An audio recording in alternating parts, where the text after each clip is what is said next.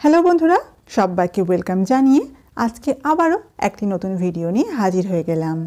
আজকের ভিডিওটিতে আমি আপনাদের জন্য ভীষণই টেস্টি এবং খুব সহজে তৈরি হয়ে যাওয়া ছোলার ডালের একটি রেসিপি নিয়ে হাজির হয়ে গেছি। আপনারা তো ছোলার ডালের অনেক রেসিপিই খেয়ে থাকবেন, কিন্তু আজকে আমি আপনাদের সাথে ছোলার ডালের যে রেসিপিটি শেয়ার করতে চলেছি, এই রেসিপিটি আপনারা একবার বানিয়ে খেলে দ্বিতীয়বার আবারও এটা বানিয়ে খেতে ইচ্ছে হবে। এর আগে আমি আপনাদের জন্য কুমড়ো দিয়ে ছোলার ডালের একটি রেসিপি শেয়ার করেছিলাম, যেটা আপনাদের অনেক অনেক ভালোবাসা কুড়িয়েছে এবং এখনও সেটা কন্টিনিউ রয়েছে। তাহলে চলুন বন্ধুরা, আর কথা না বাড়িয়ে ঝটপট দেখে নিই আজকের এই সুস্বাদু ছোলার ডালের রেসিপিটি। এখানে আমি ছোলার ডালকে ভালো করে ধুয়ে নিয়ে জল দিয়ে ভিজিয়ে রেখেছিলাম। এটাকে আপনারা ওভারনাইট ভিজিয়ে রেখে দিতে পারেন, কিংবা রান্না করার 2 থেকে 3 ঘন্টা আগে এটাকে জল দিয়ে ভিজিয়ে দিতে পারেন। এবারে জলসহ ছোলার ডালটা একটি প্রেসার কুকারের মধ্যে নিয়ে নিচ্ছি। এবারে এই ছোলার ডালের মধ্যে দিয়ে দিচ্ছি আগে থেকে ভালো করে ধুয়ে ডুমো ডুমো করে কেটে নেওয়া নতুন আলু, আর দিয়ে দিচ্ছি মিষ্টি কুমড়ো। আর এই দুটো উপকরণ দেওয়ার জন্যই কিন্তু ছোলার ডালের টেস্টটা আর বাকি ছোলার ডালের থেকে আলাদা হবে। এরই সাথে আরও কিছু উপকরণ এর মধ্যে দিয়ে দেব, যার মধ্যে সব প্রথমে দিয়ে দিচ্ছি অল্প একটু কোচানো পেঁয়াজ, দিয়ে দিচ্ছি অল্প পরিমাণে হলুদ গুঁড়ো, দিচ্ছি একটা তেজপাতা, আর দিয়ে দিচ্ছি এর মধ্যে অল্প পরিমাণে সর্ষের তেল। তারপর সব জিনিসগুলোকে একবার ভালো করে নেড়েচেড়ে মিশিয়ে নিচ্ছি। এখন যদি মনে হয় এতে অল্প একটু জল দেওয়ার প্রয়োজন আছে, তাহলে এই সময় আপনারা এর মধ্যে অল্প একটু জল দিয়ে প্রেসার কুকারের ঢাকনাটা বন্ধ করে দেবেন। এখন ঢাকা বন্ধ করে দেওয়ার পর এর মধ্যে 3টে সিটি দিয়ে নেব।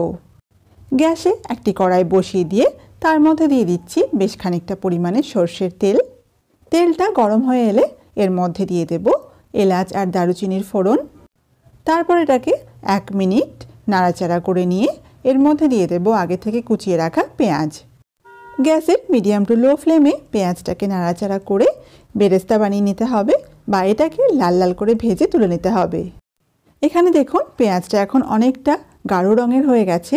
এটাকে আর একটু নাড়াচাড়া করে তেল থেকে তুলে নেব। পেঁয়াজটা ভেজে তুলে নেওয়ার পর ওই একই তেলের মধ্যে দিয়ে দিচ্ছি তেজপাতা, এলাচ, দারুচিনি, শুকনো লঙ্কার ফোড়ন। ফোড়নটা দিয়ে 1 মিনিট ভালোভাবে নাড়াচাড়া করে নিয়ে এর মধ্যে দিয়ে দিচ্ছি আবারও কুচিয়ে রাখা পেঁয়াজ।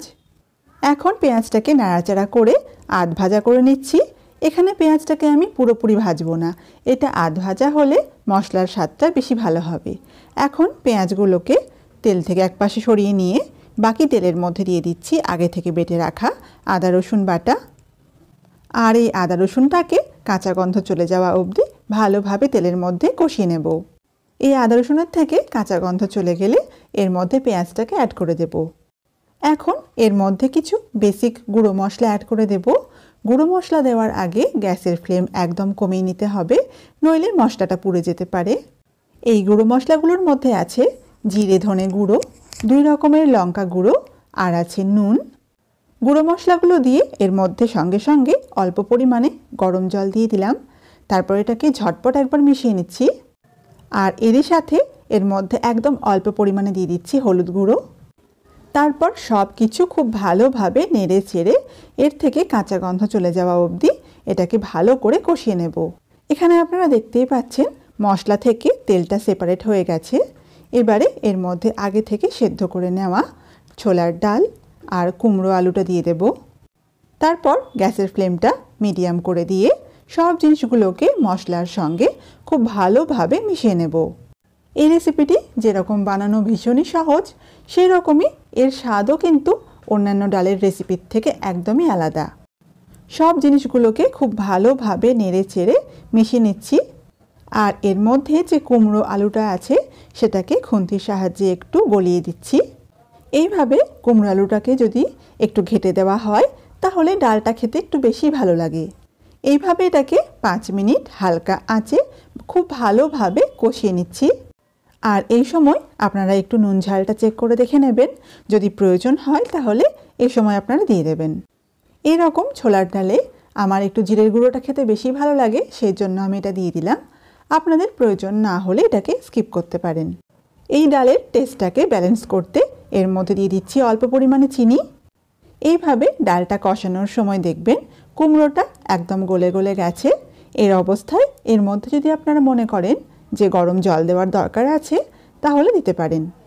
এখন আগে থেকে যে আমি বেরেস্তাটা তুলে রেখেছিলাম সেটাকে অল্প একটু জল দিয়ে বেটে নিচ্ছি। আর এবারে বেরেস্তা বাটাটাকে ডালের মধ্যে দিয়ে দিচ্ছি। আর তারই সাথে অল্প একটু বাটি ধোয়া জল দিয়ে সব কিছুকে খুব ভালোভাবে একবার মিশিয়ে নিচ্ছি। এই ডালটা থেকে এত সুন্দর গন্ধ বের হচ্ছে যে আপনাদেরকে সেটা কথায় বলে প্রকাশ করতে পারবো না। এখন সব জিনিস খুব ভালোভাবে নাড়াচাড়া করে নিয়ে নামানোর আগে এর মধ্যে দিয়ে দিচ্ছি অল্প পরিমাণে ঘি। তারপর সব জিনিসকে আবারও ঝটপট করে মিশিয়ে নিয়ে এটাকে ঢাকা দিয়ে গ্যাস অফ করে খানিকক্ষণ দমে রাখার পর এটাকে সার্ভ করে নিচ্ছি। এখন এই টেস্টি আলু কুমড়ো দিয়ে ছোলার ডাল খাওয়ার জন্য একদম রেডি হয়ে গেছে। এই ছোলার ডালটিকে আপনারা রুটি, লুচি, পরোটার সাথে দিব্যি খেতে পারেন। এটা এতটাই টেস্টি যে আপনারা এক থালা ভাতও এটা দিয়ে খেয়ে নিতে পারেন।